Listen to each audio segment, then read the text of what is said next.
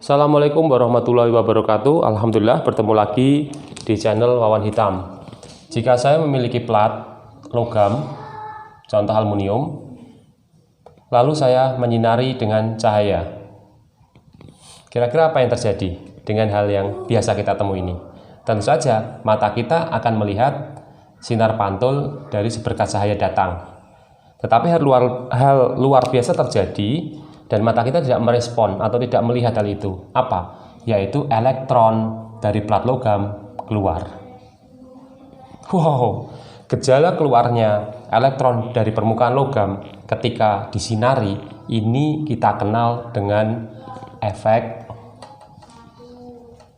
foto listrik.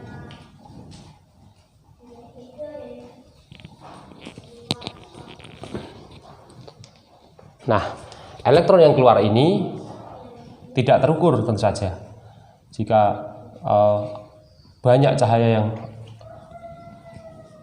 dikenakan, maka elektron ini tidak terukur. Nah, kita tidak bisa melihat hubungan antara cahaya dan elektron yang keluar.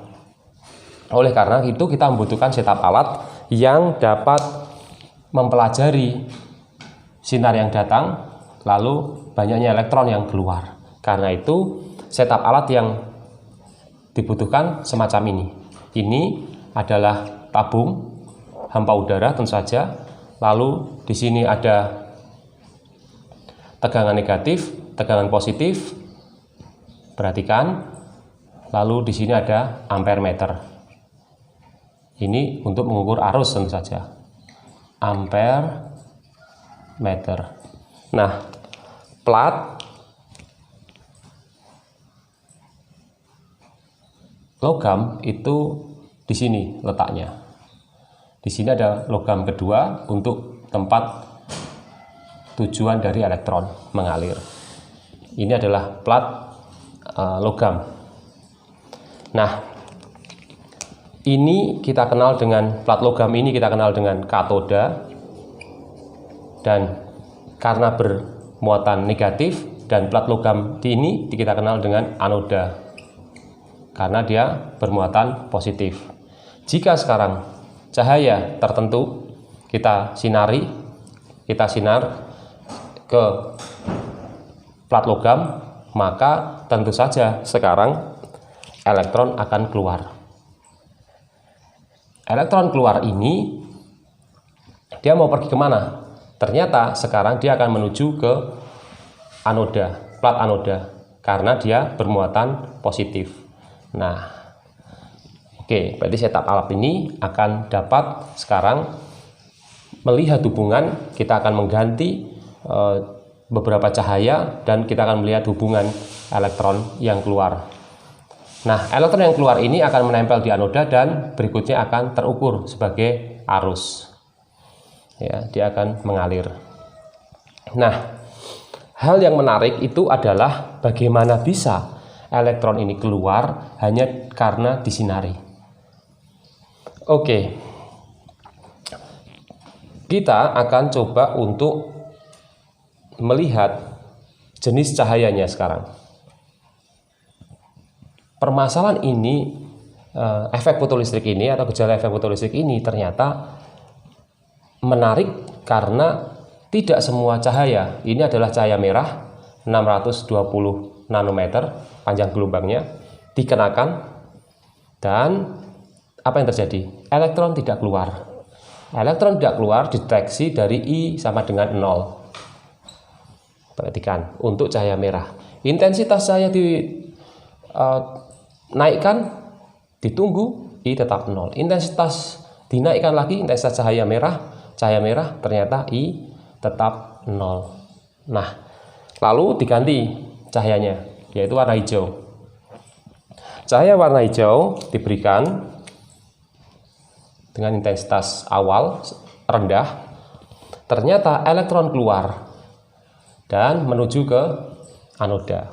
Setelah itu terukur sebagai I, arus, ada angkanya. Ketika intensitas cahaya warna hijau ini ditingkatkan, ternyata yang terjadi elektron yang keluar itu banyak. Dari mana hal ini terdeteksi dari I yang meningkat. Jadi intensitas cahaya hijau ditingkatkan, I atau arus yang mengalir yang terukur di ampere meter juga meningkat. Hal ini tidak terjadi lagi pada cahaya warna biru. Cahaya warna biru diberikan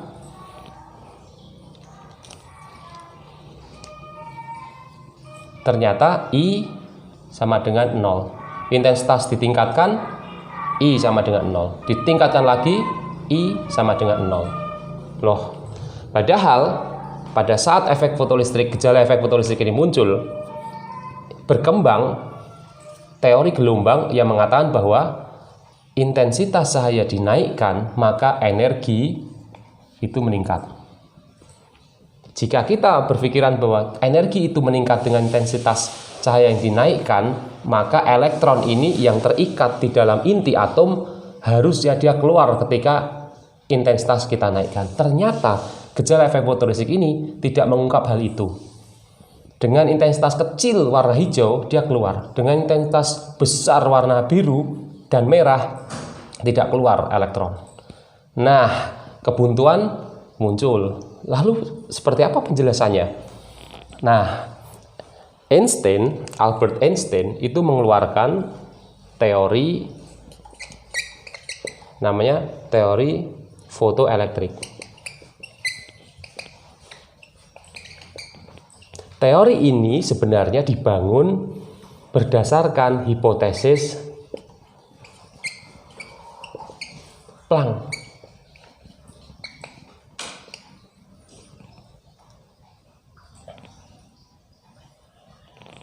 Tulisnya salah ini ya. Planck.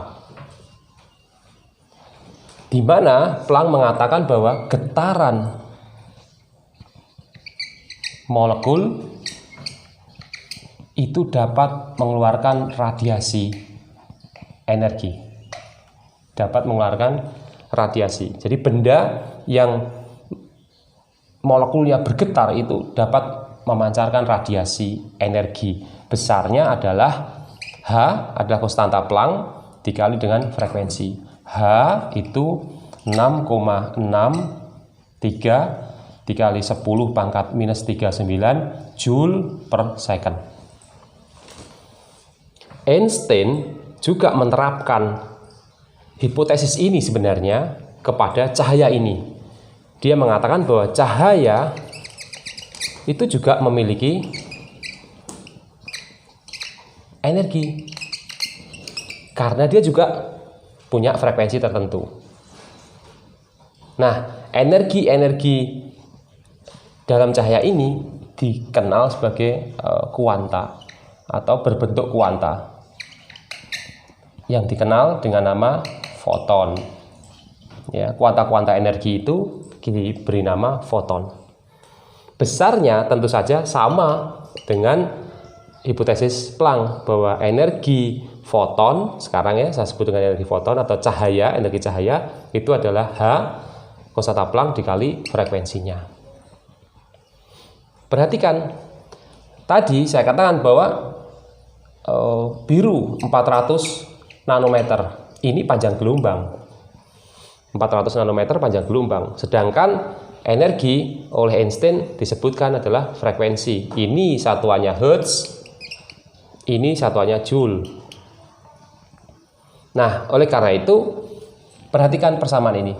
C atau kecepatan cahaya, ya, kecepatan cahaya, laju cahaya itu besarnya 3 kali 10 pangkat 8 meter per second. C ini besarnya adalah panjang gelombang cahaya dikali frekuensi. Oleh karena itu, lihat frekuensi, ya, ini tinggal disubstitusikan ke sini menjadi energi dari foton atau energi cahaya ini, itu besarnya adalah H konstanta Planck dikali oleh C dibagi panjang gelombangnya. Panjang gelombangnya tadi ini 400 nano dan seterusnya. Satuannya Joule. Nah, tugas kalian adalah coba kalian mengubah panjang gelombang yang tadi pertama 620 nanometer, lalu 500 nanometer, lalu 400 nanometer. Ini adalah merah, ini hijau, ini biru, ya, warna biru, cahaya biru, dan 360 nanometer ini ultraviolet. Panjang gelombang ini tolong dirubah sebagai tugas menjadi energi, satuannya joule, lalu dari joule dirubah menjadi elektron volt. Jadi 620 nanometer itu memiliki energi sebesar sekian elektron volt. Coba Anda tugas ini Anda kerjakan dan dikumpulkan ya hari ini ya lewat email. Oke, berikutnya adalah ketika cahaya tertentu dengan panjang gelombang tertentu, hanya tertentu, tidak merah dan tidak biru, hanya hijau, contoh dalam kasus ini, yang mengeluarkan elektron, yang dapat mengeluarkan elektron. Elektron ini bisa berjalan. Karena itu, elektron ini memiliki apa yang kita kenal dengan energi kinetik. Energi kinetik dari elektron yang keluar karena penyinaran ini berapa besarnya? Tentu saja, besarnya adalah energi foton. Energi foton dikurangi energi ambang. Apa itu energi ambang? Energi ambang itu satuannya joule tentu saja. Energi ambang adalah energi ikat antara elektron dan inti atom. Energi ikat ini dikenai oleh energi dari foton, lalu dia keluar. Jika elektron itu keluar tetapi tidak bergerak, alias energi kinetiknya adalah 0, maka energi foton yang menerpa elektron itu sama. Jika energi ikat elektron ke inti itu adalah 2,3 elektron volt, maka cahaya ini juga punya energi 2,3 elektron volt. Kasus ini bisa melepaskan elektron tetapi tidak membuat elektron bergerak karena EK-nya adalah 0. Ini adalah efek fotolistrik. Dari fenomena efek fotolistrik inilah memunculkan teori fotoelektrik, di mana sekarang kita memahami bahwa cahaya ini memiliki tingkat energi tertentu. Dilihat dari panjang gelombangnya. Dan efek fotolistrik ini ternyata hanya dapat mengeluarkan elektron ketika plat logam dikenai oleh panjang gelombang tertentu dari sinar yang disinarkan ke plat logam. Tidak ada hubungannya dengan intensitas yang dinaikkan. Perhatikan, tidak ada hubungannya dengan intensitas yang dinaikkan. Inilah yang menjadikan efek fotolistrik ini menarik untuk diperhatikan, di mana E itu sama dengan H dikali C dibagi panjang gelombangnya. Nah, panjang gelombang ini yang mempengaruhi elektron keluar. Jika panjang gelombang yang dikenakan, yang ini representatif dari energi, ini kurang, maka elektron tidak akan bisa lepas. Di part 2 akan saya sampaikan bagaimana energi tertentu saja yang menyebabkan elektron ini bisa keluar dari ikatan inti. Nah, berarti setup percobaannya atau eksperimen yang harus Anda desain, tujuannya apa? Tujuannya tentu saja melihat logam jenis apa ini membutuhkan panjang gelombang berapa agar terjadi elektron keluar dan berjalan. Oke, itu tujuannya. Jadi mengidentifikasi jenis logam, lalu berapa panjang gelombangnya. Anda juga bisa menurunkan tujuan berikutnya, mencari energi ikat elektron terhadap inti, berarti mencari energi ambang. Oke, itu salah satu dari tujuan mempelajari efek fotolistrik ya, by design eksperimen, dengan desain eksperimen, yaitu mempelajari jenis ikatan elektron terhadap inti, ya, bukan jenisnya, tetapi besar energinya, itu bisa dicari dengan menyinarkan seberkas cahaya dengan panjang gelombang tertentu.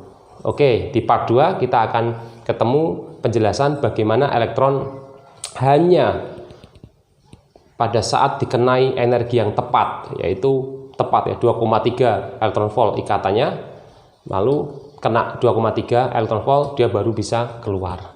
Oke, kita ketemu di part 2. Ciao.